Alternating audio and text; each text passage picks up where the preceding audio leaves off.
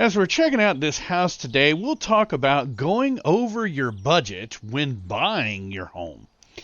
You know, doing that could and most likely will impact you for decades if you go over budget when buying your home.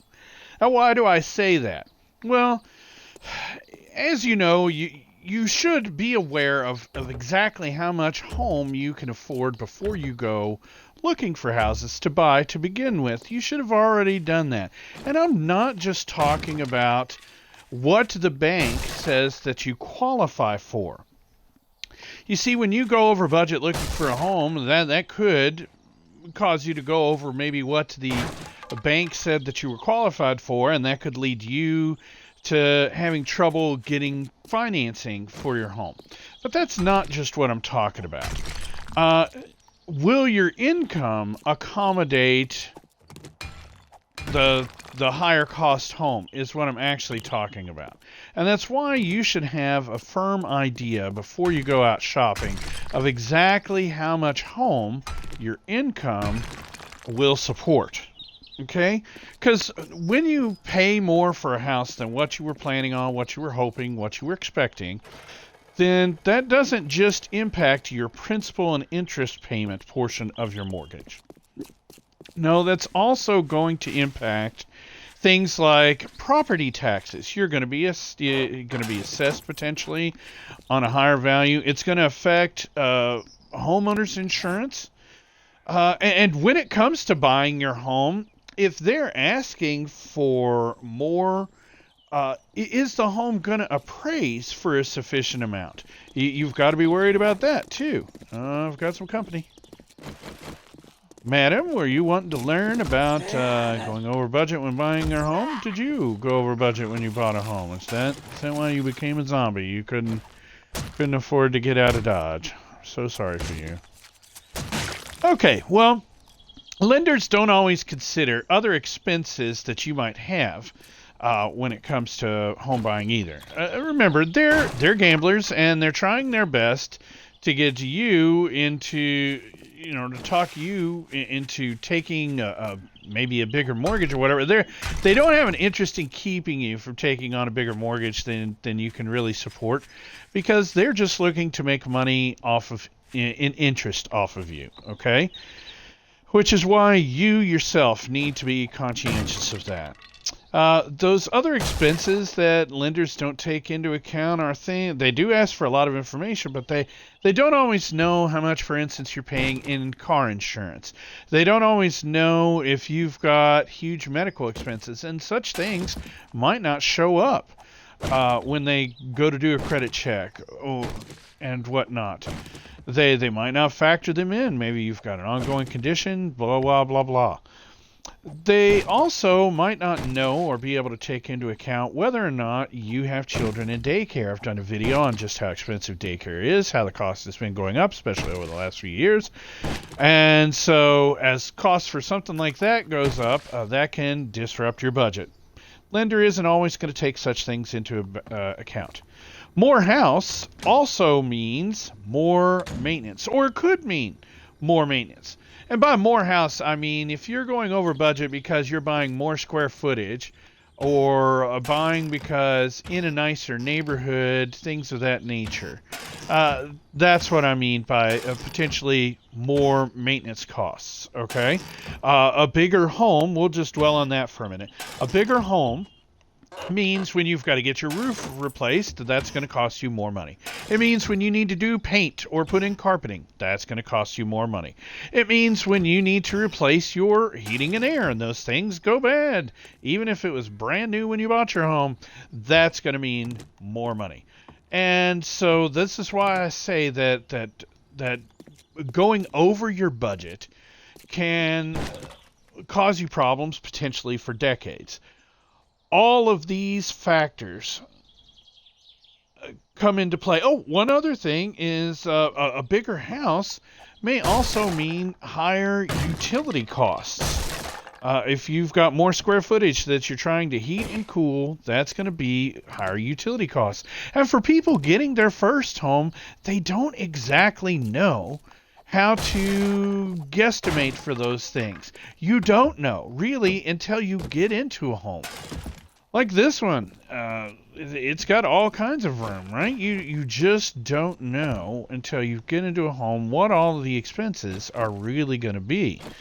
And so if you go over your budget just on price, it can have a very bad snowball effect against you.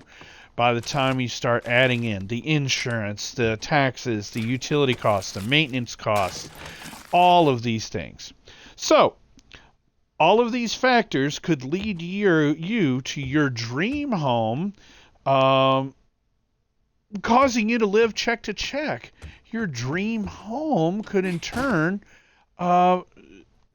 put you into a situation where you are what they call house poor. Now, if you haven't heard this term before, it's where really the expenses tied into owning your home and the cost of the mortgage and everything else is so much that you no longer have any breathing room. You no longer have money to put towards your goals. For instance, if you go overboard on the budget, well, you might not be able to fully fund your emergency fund like you had been doing. You might not be able to set aside money for retirement savings. That's where the problems really start to roll in. And what about fun money? If you're spending so much money on your home, then you also don't have money for vacations, right? For whatever doodads you like to throw your money at. Whatever expensive hobbies, things of that nature. So that's what I mean by being house poor. Now, how can you prevent that? As I stated earlier, if you are conscious about your budget, then you're going to know. You're going to know how much house payment you really can afford. And by house payment, I don't just mean principal and interest. I mean also taxes and insurance. And if you know that, then that should help keep you grounded if you stay focused on that. Experts have said that your housing costs should only be about 30% of your total gross income. Those same experts also say that your total debt, mortgage, credit card debt, car loans, student loans, should only be about 36% of your gross income. It's what's known as the 30% rule when it comes to home buying. But really, guys, this doesn't paint a full picture because it doesn't take into account most of those other things. In fact, they've been giving the same advice since the 1960s. I would say it's just a little bit outdated. There's sound financial principles, but with two people working outside the home with daycare costs, things of that nature, there's some other things that come into play that weren't necessarily taken into account back when this rule was established. So the reality is your housing costs should really be much lower. Your housing costs should really only be altogether maybe about 25% of your net income. And if you look at those two numbers, that's a pretty big difference.